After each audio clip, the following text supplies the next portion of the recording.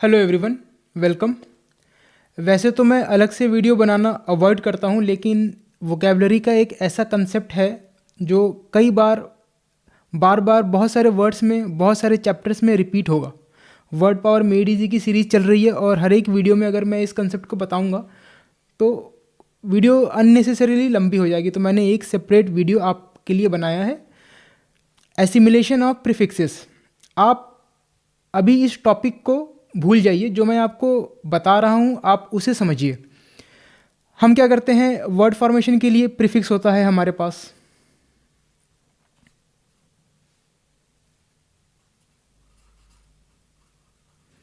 उसको हम किसी रूट के साथ कंबाइन करते हैं, फिर हम सफिक्स लगाते हैं। ओके, तो कई बार ऐसा होता है कि प्रीफिक्स और रूट के साउंड को मैच करने के लिए हम प्रीफिक्स के स्पेलिंग में चेंज करते हैं, जिससे कि लैंग्वेज हमारी सुनने में और बोलने में आसान लगे, हमारी लैंग्वेज की प्रोनाउंसिएशन ईजी हो जाए, टंग ट्विस्टर ना लगे। इसी कंसेप्ट को कहते हैं एसिमिलेशन ऑफ प्रीफिक्सेस। प्रीफिक्स के साउंड को रूट के साउंड के साथ हम ब्लेंड करने के लिए, मैच करने के लिए, मिक्स करने के लिए, लैंग्वेज हमारी बोलने में सुनने में आसान लगे, टंग ट्विस्टर ना लगे, हम प्रीफिक्स के स्पेलिंग में चेंज करते हैं। जैसे कि प्रीफिक्स है ए डी, जिसका मतलब होता है टू या फिर टुवर्ड्स।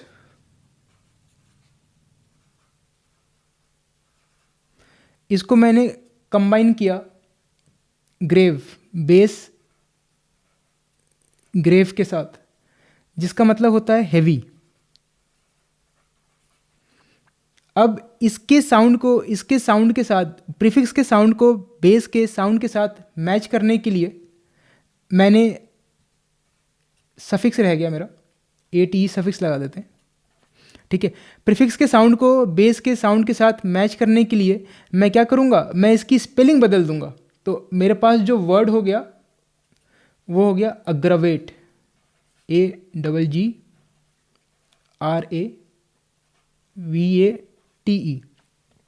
ये जो पहला वाला जी है ये मेरा प्रीफिक्स का है। ये ए डी को हमने जी में चेंज किया है, जिससे कि प्रीफिक्स की साउंड बेस के साउंड के साथ मैच हो जाए और हमारी लैंग्वेज बोलने में और सुनने में आसान लगे। कुछ एग्जांपल्स मैं आपको और दिखाता हूँ। जैसे कॉन प्रीफिक्स है, जिसका मतलब होता है विथ या टुगेदर।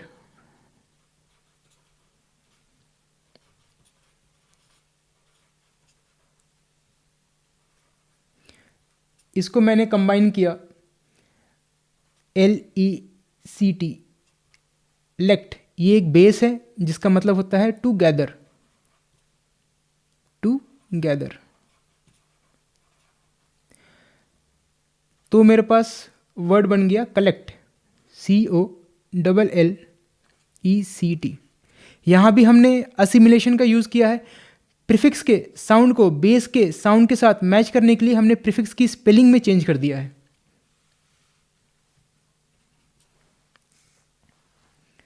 इसी तरह से कुछ एग्जांपल्स और देखते हैं। डिस्क प्रीफिक्स, जिसका मतलब होता है अपार्ट। ये सारे हम पढ़ेंगे जब हम वर्ड पावर मेड इजी हम कंटिन्यू करेंगे। तो इसको मैंने कंबाइन किया FER। ये एक बेस है जिसका मतलब होता है टू ब्रिंग। तो मेरे पास वर्ड बन गया डिफर।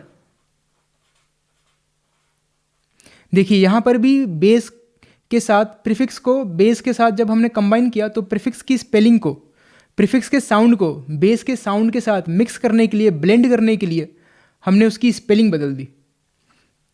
इसी तरह से इन बहुत ही कॉमन प्रीफिक्स है। यहाँ पर इनको मैं कंबाइन कर रहा हूँ एक बेस LEG, लैटिन का LEG एक बेस है जिसका मतलब होता है लॉ। बोले तो लेजिटिमेट एक वर्ड है हमारे पास। तो इन यहाँ पर एक नेगेटिव प्रीफिक्स को मैंने कंबाइन किया एक बेस के साथ, मेरे पास बन गया इल्लीगल। ओके, यहाँ पर भी असिमिलेशन का यूज़ हुआ है। बेस के साउंड के साथ मैच करने के लिए प्रीफिक्स की स्पेलिंग मैंने बदल दी है। इसी तरह से ऑब जिसका मतलब होता है टू, या फिर टूवर्ड्स। इसको मैंने कंबाइन किया FER, ये एक बेस है जिसका मतलब होता है टू ब्रिंग। यहाँ पर भी हम स्पेलिंग को चेंज करेंगे इसके साउंड के मैच करने के लिए, इसके साथ इसके साउंड को मैच करने के लिए, बेस के साउंड को मैच करने के लिए, तो हो जाएगा ऑफर। ओके, इसी तरह से सब प्रीफिक्स जिसका मतलब होता है अंडर, इसको मैंने कंबाइन किया CUMB के साथ, कम्ब। ये सभी बेसिस हैं। बेसिस और रूट्स में क्या डिफरेंस होता है? रूट एक्चुअल लैटिन और ग्रीक वर्ड को कहते हैं, बेस उसको कहते हैं जो हम इंग्लिश लैंग्वेज में यूज़ करते हैं। ठीक है, तो इसको मैंने कंबाइन किया कम, जिसका मतलब हो गया टू लाई। लाई मतलब झूठ बोलने वाला लाई नहीं, लेटने वाला लाई, तो सकम। यहाँ भी प्रीफिक्स के साउंड को बेस के साउंड के साथ मैच करने के लिए हमने असिमिलेशन का यूज़ किया है। ओके, सकम का मतलब होता है गिव अप कर देना। हमने लास्ट सेशन में एक वर्ड पढ़ा था इम्पैथी, हमने EN ग्रीक प्रीफिक्स EN जिसका मतलब होता है इन को कंबाइन किया था पैथोस के साथ। ये रूट है, ये बेस नहीं है, प्लस Y लगाया था तो हमारा बन गया था इम्पैथी। यहाँ भी हमने असिमिलेशन का हमने यूज़ किया था, बेस के रूट के साउंड के साथ मैच करने के लिए हमने इस कंसेप्ट का यूज़ किया था। आगे बढ़ते हैं, एक इम्पॉर्टेंट कंसेप्ट मैं आपको बताता हूँ। कोई भी ऐसा प्रीफिक्स जिसके लास्ट में N आता है उसको मैं ऐसे बेस के साथ या फिर रूट के साथ कंबाइन करता हूँ जो कि P, B या M से स्टार्ट होता है, तो N हमारा चेंज होकर के बन जाता है M। जैसे कि EN जो प्रीफिक्स को हमने पैथोस के साथ कंबाइन किया था, प्लस Y लगा दिया था, ठीक है, तो इम्पैथी,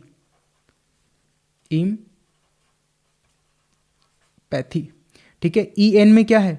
N आ रहा है, इसको मैंने ऐसे बेस के साथ, ऐसे रूट के साथ कंबाइन किया जो कि P से स्टार्ट हो रहा है।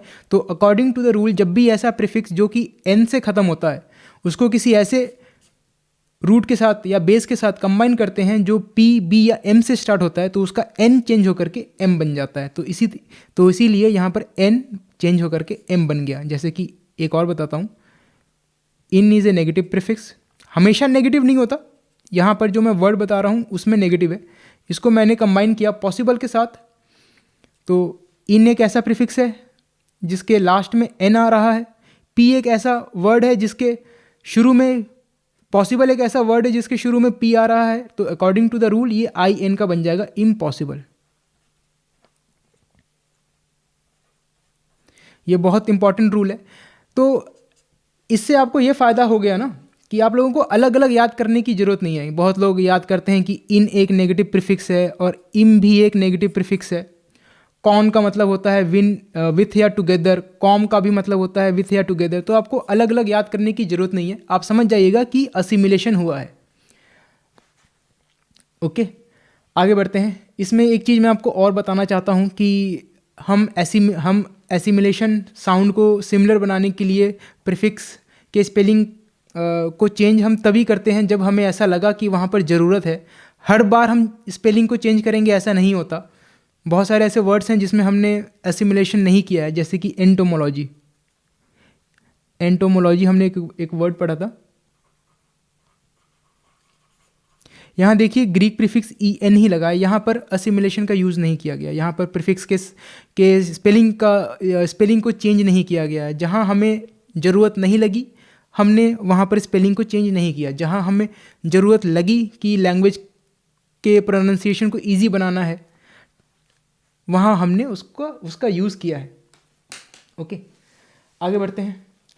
असिमिलेशन से आपको स्पेलिंग में भी हेल्प मिलती है, ठीक है। जैसे हमने देखा था वो जो डबल कॉन्सोनेंट्स आए थे, जैसे कि अग्रेशन हो गया,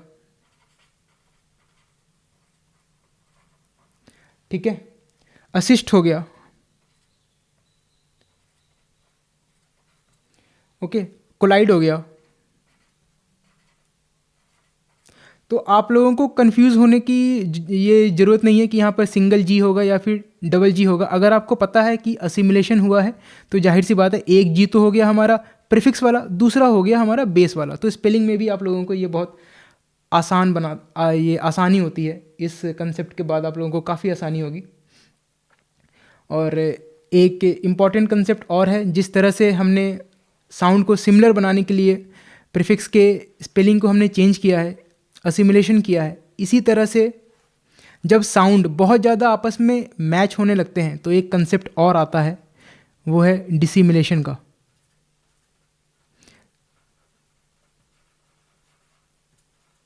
जब साउंड आपस में बहुत ज़्यादा मैच होने लगता है, ब्लेंड होने लगती है बेस की साउंड और प्रीफिक्स की साउंड, तो साउंड को सेपरेट करने के लिए भी हम इस कंसेप्ट का यूज़ करते हैं। लेकिन ये कंसेप्ट इतना ज़्यादा कॉमन नहीं है। असिमिलेशन आपको कई बार देखने को मिलेगा, बार बार देखने को मिलेगा, तो इसको हम बाद में हम कभी डिस्कस करेंगे। और वैसे ही इतना ज़्यादा कॉमन भी नहीं है, तो इसके बिना भी आपको कोई प्रॉब्लम नहीं होगी। असिमिलेशन का बहुत ही इम्पॉर्टेंट कंसेप्ट है, तो मैंने आप लोगों को बताया। और जाते जाते एक बार असिमिलेशन इस वर्ड को भी डिकोड करते हैं, डिकोड करके देखते हैं क्या निकलता है।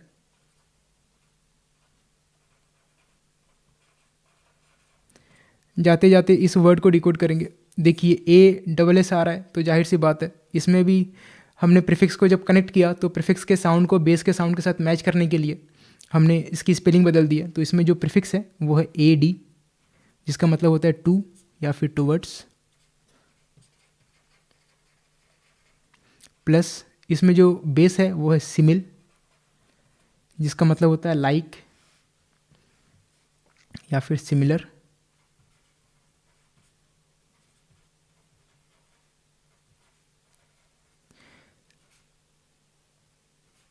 प्लस सफिक्स लगा हुआ है ATION, जो खुद दो सफिक्स का कॉम्बिनेशन है। मैंने आप लोगों को बताया है, सफिक्स पे सफिक्स लगाया है हमने, 8 + ION।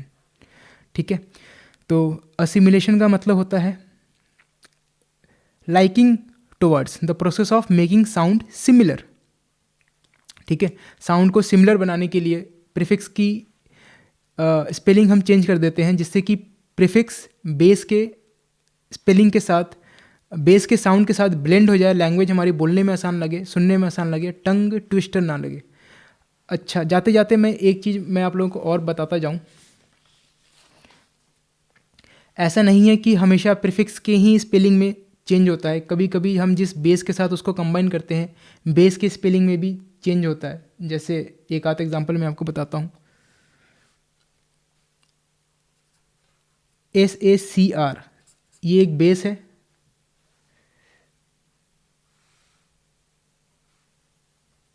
जिसका मतलब होता है होली। ओके, इससे कुछ वर्ड्स देखते हैं। सेक्रेड, ये वर्ड इसी बेस पर बना हुआ है। ठीक है, इसको अगर मैं प्रीफिक्स के साथ कॉन के साथ कंबाइन करूं, कॉन का मतलब हो गया विथ या टुगेदर, तो मेरे पास इस केस में प्रीफिक्स में कोई चेंज नहीं आएगा, जो चेंज आएगा वो बेस में आएगा। मेरे पास वर्ड बना कॉन्सेक्रेट, SECR हमने कर दिया, प्लस ATE, सफिक्स भी लगाया है इसके बाद, वो मैंने लिखा नहीं। ठीक है, हर बार प्रीफिक्स के ही स्पेलिंग में चेंज हो ऐसा नहीं होता। कई सारे वर्ड्स ऐसे भी हैं कि बेस में चेंज होता है, प्रीफिक्स में चेंज नहीं होता। लेकिन वो हमारा कंसेप्ट वही है, लैंग्वेज के प्रोनाउंसिएशन को ईजी बनाना, जिससे कि लैंग्वेज बोलने में और सुनने में आसान लगे। तो ये एक बहुत ही इंपॉर्टेंट कंसेप्ट है। मैं उम्मीद करता हूँ कि ये कंसेप्ट के बाद आप लोगों को लैंग्वेज को डिकोड करने में और ज़्यादा, वर्ड्स को डिकोड करने में और ज़्यादा मदद मिलेगी। अगर ये वीडियो आप लोगों को अच्छी लगी तो आप दूसरों को भी ज़रूर बताइएगा, उन्हें रिकमेंड कीजिएगा, दूसरों तक भी आप ज़रूर शेयर करें। चैनल पर अगर नए हैं या फिर अभी तक सब्सक्राइब नहीं किया है तो प्लीज़ सब्सक्राइब करें। चैनल को आपके सपोर्ट से ग्रो करने में मदद मिलेगी। और वीडियो अच्छी लगती है तो लाइक कीजिएगा, अपना फीडबैक मुझे कमेंट में आप ज़रूर दीजिएगा।